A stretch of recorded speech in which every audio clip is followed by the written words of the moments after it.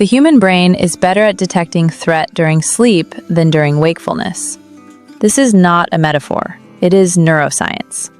Your sleeping brain is running a continuous, low-level environmental scan, monitoring for sounds, movements, and changes in air pressure that your waking mind would filter out as background noise.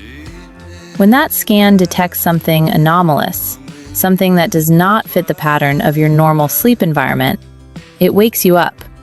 Not gently, suddenly. Heart rate elevated, pupils dilating, adrenal system already active. The 3 a.m. wake-up is not anxiety. It is not a bad dream. It is your brain telling you, with every biological alarm it has, that something in your environment has changed. Most people roll over and go back to sleep. This video is for what to do instead. I'm Asha, and this is Safety Nest. Why 3 a.m. specifically? Because 3 a.m. is the deepest point of the average human sleep cycle, the point at which the brain's threat monitoring system is most sensitive, and the point at which most forced entries into occupied homes occur. Law enforcement data consistently shows that nighttime home intrusions peak between 2 a.m. and 4 a.m., when occupants are at their deepest sleep, when streets are at their most empty, and when response times are at their longest. The 3 a.m. wake-up is not a coincidence. It is your biology and your threat environment intersecting at their most critical point. The question is not whether the wake-up matters. The question is whether you have a plan for what to do in the first 60 seconds after it happens. Here is what happens in your body in the first 60 seconds after an anomalous night wake-up. Your amygdala has already fired before you are fully conscious. Your heart rate has elevated. Your prefrontal cortex, the part of your brain responsible for rational assessment, is coming online slowly, lagging behind the emotional and physical response by 3 to 5 seconds. This is the freeze window we have discussed extensively on this channel. In this window, most people do one of 3 things. They lie still, listening, trying to gather more information. They get up and go to investigate. Or they dismiss the signal and go back to sleep. The first option extends the freeze window. The second option puts them in the most dangerous possible position, in the open, without a plan, moving toward the unknown. The third option may be correct, but it can only be safely chosen after the first 60 seconds of protocol have been completed, not before. The 3 a.m. rule is a 4-step protocol for the 60 seconds following any anomalous night wake-up. It takes 60 seconds. It requires no physical action beyond what any person in any physical condition can do. And it applies whether the threat is real, imagined, or simply unidentified. Step 1. Stay still. Do not move. Do not get up. Do not turn on a light. Stillness gives you information without exposing your position. A real intruder is listening for evidence of occupancy. A still, silent, dark room gives them no information. A moving, illuminated figure gives them a target. Step 2. Listen actively for 15 seconds. Not passively, actively. Identify every sound in the environment and assign it a source. The refrigerator hum, the air conditioning, the street outside, your own breathing, the cat. Anything that does not have an immediate, identifiable source goes into the next step. Step 3.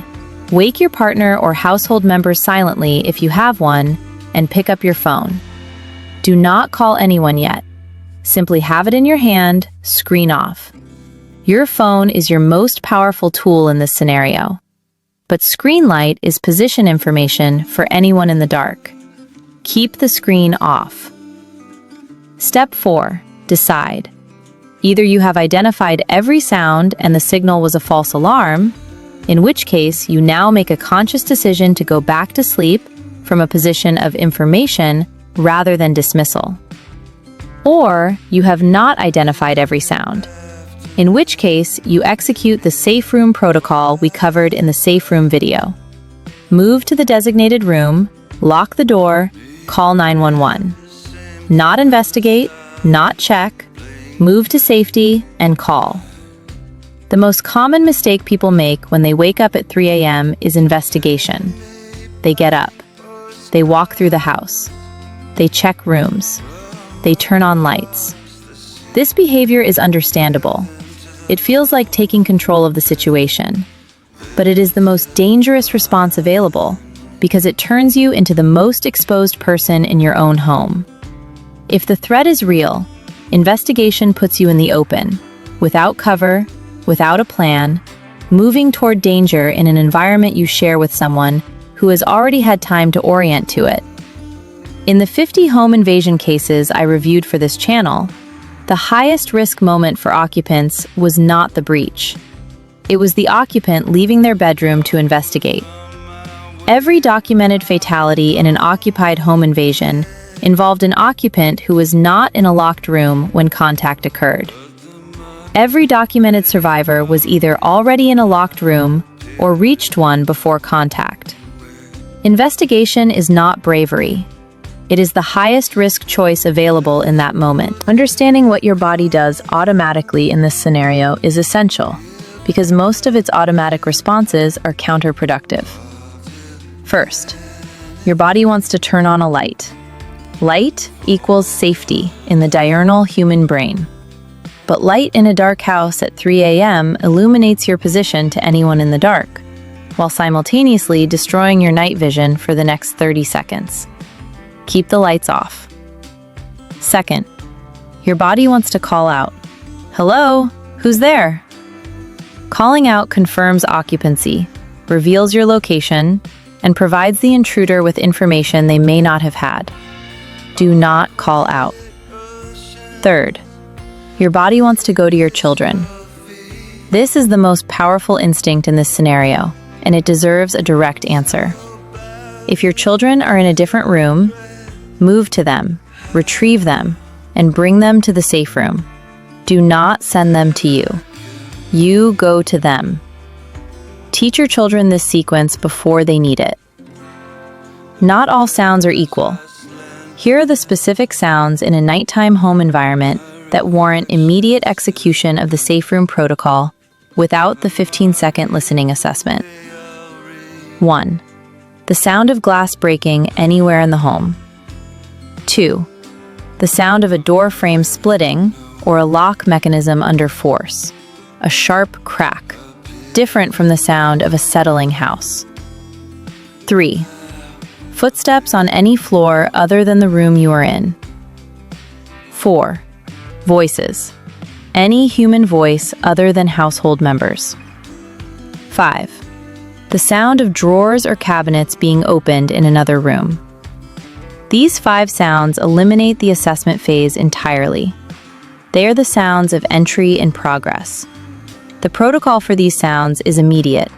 Safe room, lock, 911. No assessment, no investigation, no hesitation. If you have children, the 3 a.m. rule has one additional layer that must be established in advance. Every adult in your household should know the answer to these 3 questions before tonight. First, which room is the safe room? Second, who retrieves which child if they are not already in the safe room? Third, what is the signal? A knock, a word, a light flash that wakes the other adult silently. These 3 questions, answered in advance, turn a panic response into an execution. A family that has talked about this sequence once, even just once, executes it under stress.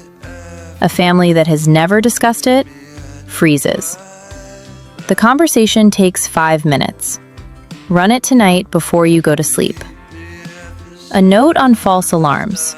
Because the vast majority of 3 a.m. wake-ups are false alarms, and this is important. The 3 a.m. rule does not assume every wake-up is a real threat. It assumes every wake-up is unidentified until assessed. The protocol, 60 seconds, 4 steps, then a conscious decision, is designed to be light enough that running it on a false alarm costs you 90 seconds of sleep and nothing else. The cost of not running it on a real threat is everything. The asymmetry is absolute. Run the protocol every time. The night it matters, you will not know in advance that it matters. You will only know that you woke up and something felt wrong. That is enough. Your brain woke you up for a reason. It may have been a false alarm. Most of the time it is. But it deserves 60 seconds of protocol before you dismiss it. The 3 a.m. rule. Stay still, listen actively for 15 seconds, pick up your phone, decide. Share this with everyone in your household tonight. Not tomorrow, tonight. Drop in the comments. Have you ever had a 3 a.m. wake up that turned out to be something real? I want to know. Stay aware, stay safe.